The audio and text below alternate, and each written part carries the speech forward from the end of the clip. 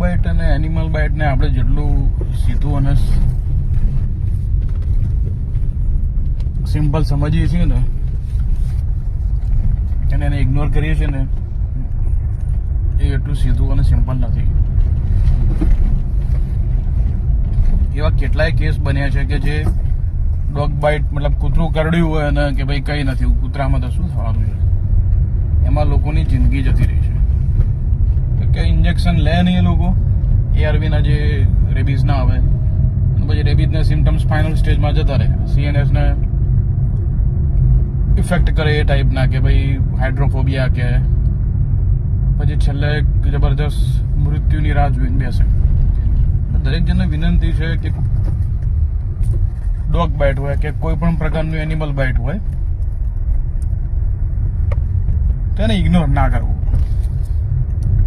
Ignore કરીને તમારી જિંદગી અને તમારા આખા પરિવારની જિંદગી, ખાસ તો નાના છોકરાઓ વાળા કે જે નાના બેબી છે એ લોકો તો ખાસ ધ્યાન રાખવું.